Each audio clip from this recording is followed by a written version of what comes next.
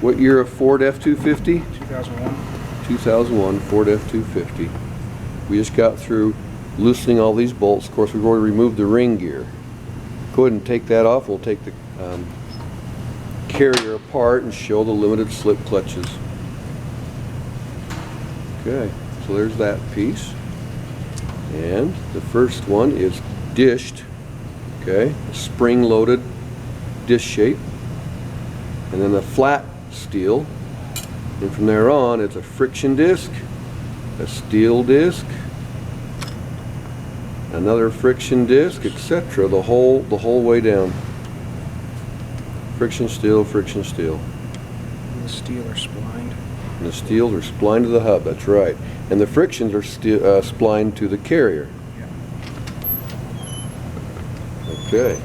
Well, differential carrier. Again, that's the clutch pack behind the one axle gear. Beautiful.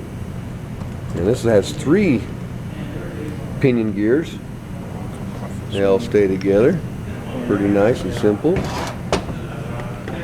And we're going to zoom in here a little closer.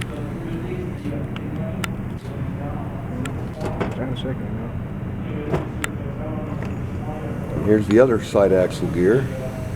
And inside are the other clutch pack for the opposite axle gear.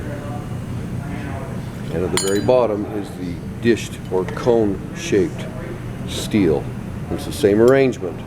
Okay, in this case the cupped piece, I guess what the dish cupped down, and we got a steel flat one, and then from there on it turns into the every other friction steel, friction steel. Okay, both axle gears, limited slip clutches. Just to compare, here's one of our old worn friction disc in steel. Okay, go ahead, Michael, and pull off one of your nice new ones. Your hands are cleaner than mine. And see the friction lining. Of course, we have a steel here, so we got steel, friction, steel, friction. You get the idea. So we'll stack that back on. And let's go ahead and put the spacer shim. Yep, a spacer shim, which is the same thickness as the original one. So we're thinking we're doing things right. And here's our Belleville spring that's cupped. And we have a white mark. Yep, we're good to go. We have a white mark here and a white mark coming down on our other half of the carrier. And that's how it came apart initially. We're doing good. Alrighty, now, if you'll notice, there's a gap between the 2 carrier halves. And as we tighten these bolts, it's going to compress and put pressure on the clutch plates in here. And that's normal. They're going to go together, spring-loaded, somewhat engaged. They engage harder when one axle spins. But we're going to zip these down. I'm sure there's an official torque on it. 90 foot-pounds. 90 foot-pounds. Excellent.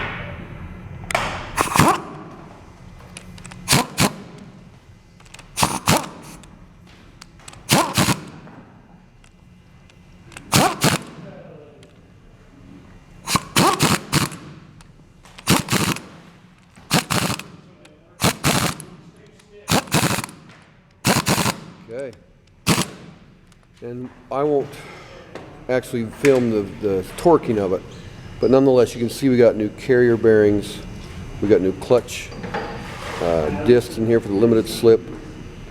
We even got a new ring gear and drive pinion. And after we get this all back together, we're going to go through our drive pinion and ring gear break-in procedure, something we learned about in my chapter. All right.